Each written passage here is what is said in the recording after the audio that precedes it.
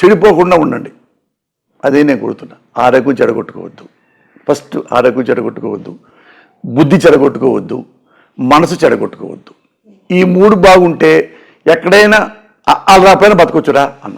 ఏమనిపిస్తుంది పోసాని గారు, చిన్నప్పటి నుంచి గడిపిన పరిస్థితులు, ఎదురు అయిన సందర్భాలన్నీ ఒక్కసారి లైఫ్ని వెనక్కి తిరిగి చూసుకుంటే ఇప్పుడు జనరేషన్కి మీరు గతంలో చూసిన ఆ జనరేషన్కి డిఫరెన్సియేషన్ ఎలాగ అనిపిస్తుంది? మీ లైఫ్ని మీరు ఎలా ఎక్స్ప్లెయిన్ చేయగలుగుతారు? అంటే ఒక లైన్ చెప్తా, దీని సంబంధం లేకుండా.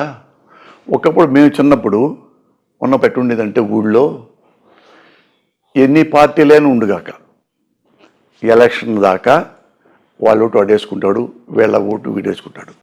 ఈ పడవన బజార్ వాళ్ళు, ఈ కమ్మవాళ్ళు ఈ పార్టీ కొట్టేసుకుంటారు. ఆ పక్క తూరు బజార్ వాళ్ళు ఇంకోళ్ళు ఓటేసుకుంటారు. అటు మనం సత్యం గారికి ఆయన ఓటేసుకుంటారు. ఈ పక్క ఉన్నవాళ్ళు ఆలపాటి రామస్వామి గారికి ఓటేసుకుంటారు. ఎలక్షన్ అయిపోయింది, ఒకళ్ళు ఓడిపోయారు, ఒకటి గెలిచారు. అయిన తర్వాత మొత్తం మళ్ళీ ఒకటిగా ఉండేవాళ్ళు. మళ్ళీ ఎలక్షన్ దాకా తప్పితే ఇంకా ఊళ్ళో ఈ రాజకీయాల గురించి గొడవలే లేవు.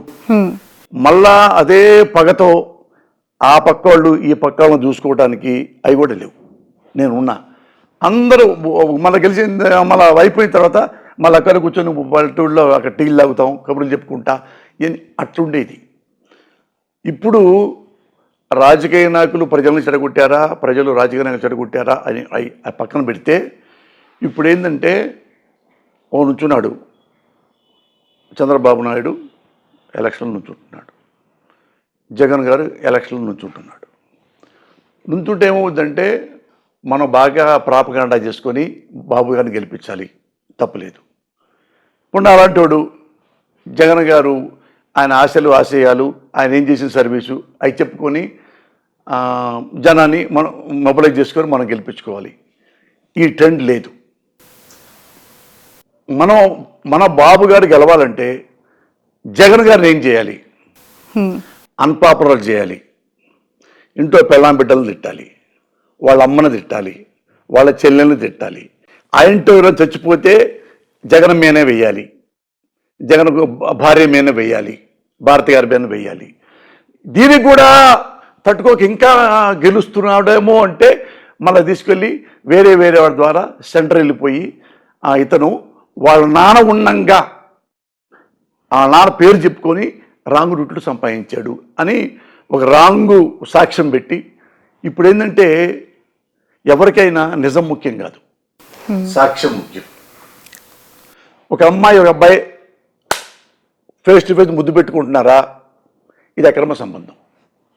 ముద్దు తీసిన తర్వాత ఒరే ఇది పెళ్ళామా, కాబోయే భార్య, లేకపోతే గర్ల్ ఫ్రెండా, లేకపోతే చెల్లెల్ని నుదురు ముద్దు పెట్టుకుంటున్నాడా, ఇవి ఎక్కువైపోయినాయి. చివరికి అయ్యో జైల్లో పెట్టించామే, జైల్లో పెట్టింది బయట రాగానే జైలుకి వెళ్ళొచ్చాడు, జగన్ జైలుకి వెళ్ళొచ్చాడు అంటే లంచగొండి కదా, స్టే వచ్చింది కనుక అని. దీంతో పాటు ఏదైతే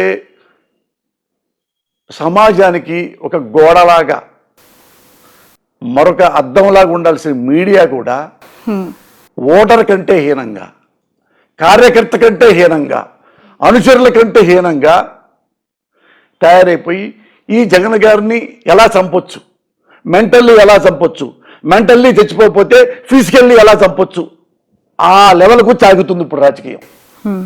అది ఇది తేడా, నేను చూసిన తేడా.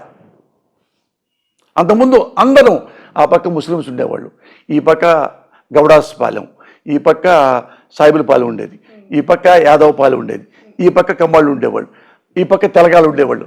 అందరూ అసలు పంచాయతీ ఎలక్షన్ వచ్చినా అందరూ వేరు ఉంటారు, లేనప్పుడు అందరూ ఇక్కడే అన్నదమ్ములాగా ఉండేవాళ్ళం. నేను ఉన్నంతకాలం అలాగే ఉన్నా.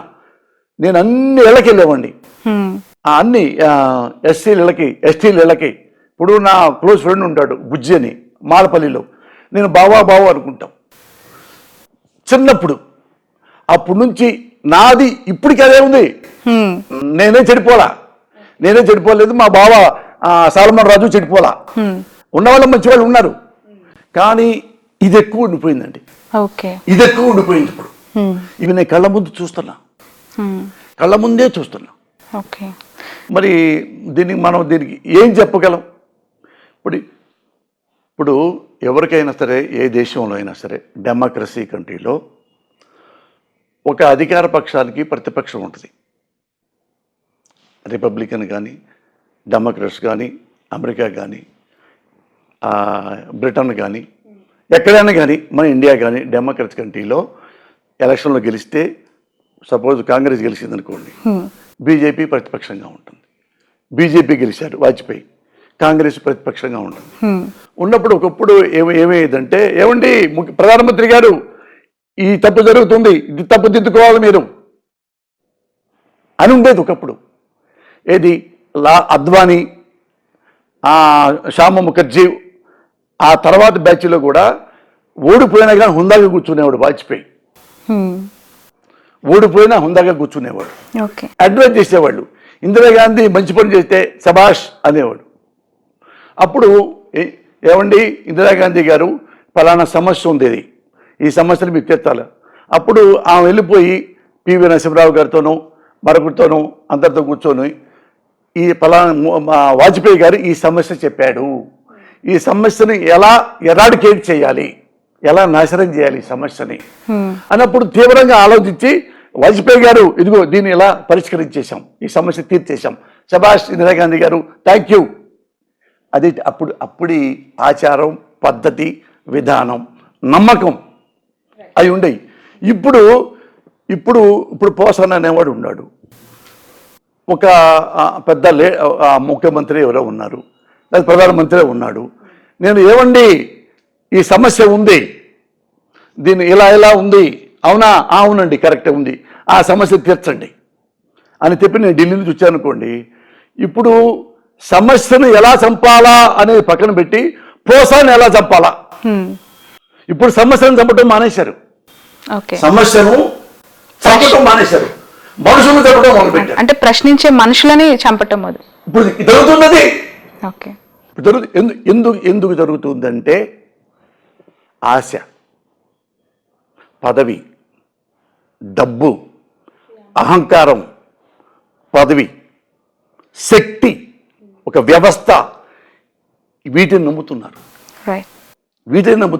లేకపోతే ఎవడైనా కానీ ఒక అధికార పక్షానికి ప్రతిపక్షంగా ఎవరు ఉండాలి? జగన్ గారికి ప్రతిపక్షంగా ఎవరు ఉండాలి? చంద్రబాబు నాయుడు గారు ఉండాలి.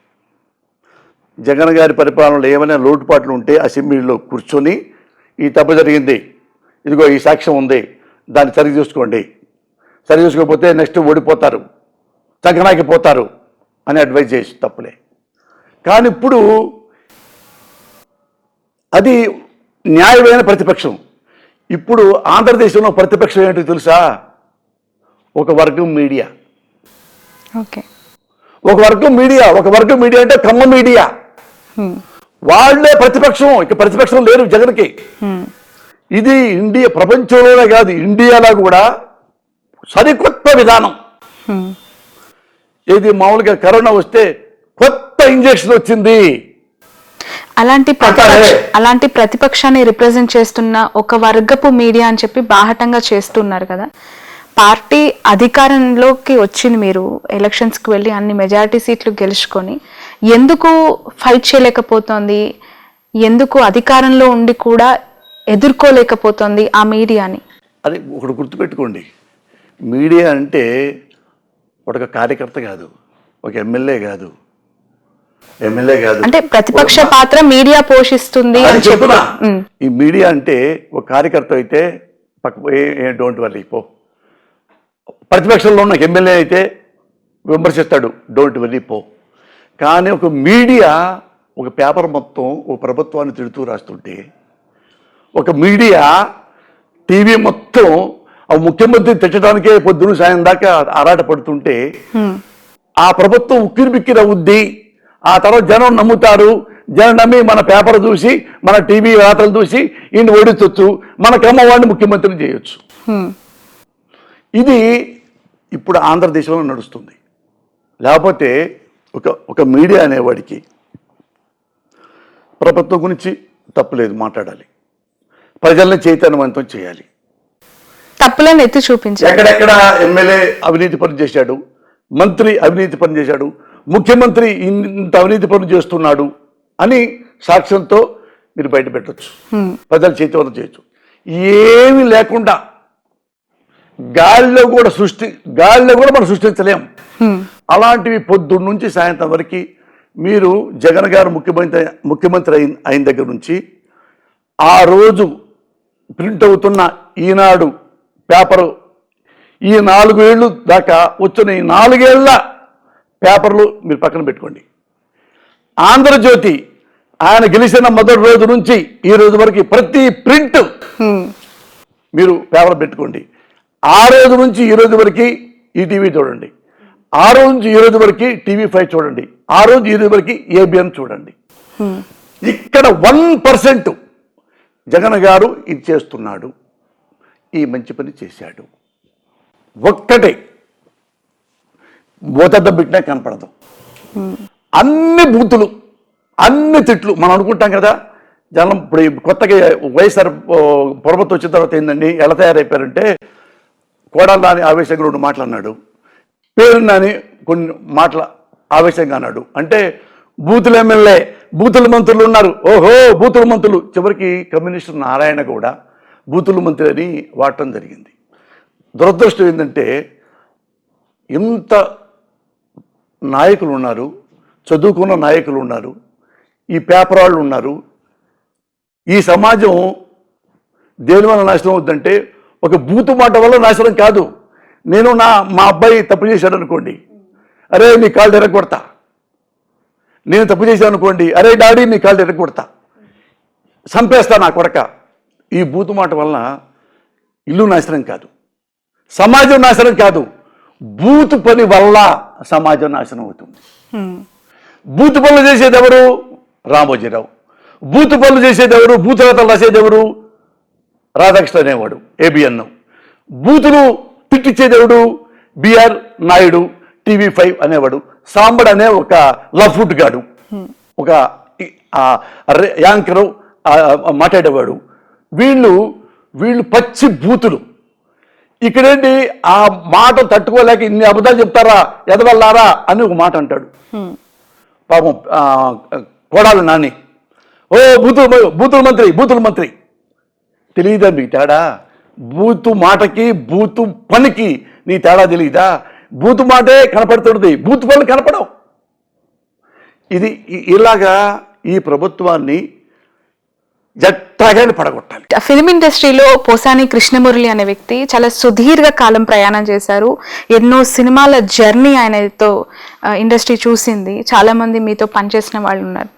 ఇప్పటికీ అప్పుడు కూడా తీసుకుంటే టీడీపీతో పనిచేస్తున్న వాళ్ళు ఆకర్షితులై అఫీషియల్గా జాయిన్ అయిన వాళ్ళు చంద్రబాబుతో చాలా సఖ్యతగా ఉన్నారు. మీరెందుకు ఈ యుద్ధం అంటే వైసీపీ వైపు ఆకర్షితులై ఈ పార్టీలో జాయిన్ అవ్వటం కానీ, పదే పదే చంద్రబాబుని టీడీపీని తిట్టడం కానీ ఎందుకంటారు? ఒకటి గుర్తించాలి శ్రావణి, నా ఫస్ట్ నుంచి 35 ఏళ్ళ నుంచి నా ట్రావెల్ చూడండి. నేను ఒకళ్ళకే అంకితమై నేనేం పనిచేయను. ఎప్పుడు నేను ఒక కార్యకర్తలాగా ఒక లీడర్లాగా ఎప్పుడూ పనిచేయలే. మీరు ఎంక్వైరీ చేసుకోండి, మీరు నా లైఫ్ స్టైల్ చదువుకున్న వస్తుంది నెట్లో కూడా. నేను ఉన్న వాళ్ళలో మంచివాడు ఎవడు, ఉన్నాళ్ళలో వీడు బెటరు, ఉన్నాళ్ళలో వాడు బెటరు అంటే అక్కడ సపోర్ట్ చేస్తా. అంతకుముందు ఎన్టీ రామారావు గారు ఫస్ట్ వచ్చాడు. ఎన్టీ రామారావు గారు కొత్తగా అంతకుముందు కాంగ్రెస్లోకి వచ్చి అప్పుడు అవినీతి ఎక్కువ జరిగిందని ఆయనకి సపోర్ట్ చేశాను. ఆయన ఎప్పుడు కొంచెం కొన్ని పనులు నాకు పిచ్చి పనుల్లా కనిపించాయి. ఆయనలో ఉన్న ఒక పక్క బలహీనత ఏంటంటే అధికారులను నమ్మడం. ఎవరైతే బ్యూరోక్రాట్స్ ఉన్నారో, ఎవరైతే IAS ఆఫీసర్లు ఉన్నారో, మంచి ఆఫీసర్స్, వాళ్ళ మాట నమ్మటం మానేశాడు. నమ్మడం ఆయనకేంటంటే ఒక గుడ్డి నమ్మకం ఏంటంటే ఎమ్మెల్యేలు లంచాలు తీసుకుంటారు, మంత్రులు లంచాలు తీసుకుంటారు, అధికారులు గవర్నమెంట్ ఉద్యోగస్తులు లంచాలు తీసుకుంటారు. అది ఆయనకి ఎందుకు మైండ్లో పడిపోయింది. అందుకే మంచి అధికారులను కూడా నమ్మేవాడు కాదు. అట్టా ఆ బాధలో కొంతమంది ఇక రిజైన్ చేసి పారేసి సెంట్రల్కి వెళ్ళిపోయారు, ఓకే. కేంద్ర సర్వీస్కి వెళ్ళిపోయారు రామారావు గారి హయాంలో. అట్లా ఆయన కొంత వేరే ఏదైతే డెసిషన్స్ తప్పు చేసినా కానీ ఇలాంటి పొరపాట్ల వల్ల ఏంటంటే అతను చాలా డిగ్రేడ్ అయిపోయాడు. అరే ఏంటి బాబు ఈయన, నేను బాగా చదువుకున్నాడు కదా, ఈయన కూడా ఏంది ఈ అధికారుల్ని నమ్మడం, ఇంకోళ్ళని నమ్మడం, వాళ్ళు అలిగి వెళ్ళిపోతున్నారు, అది తెలుసుకోలేకపోతున్నాడు ఏంటి అనే మాకు ఉండింది అది.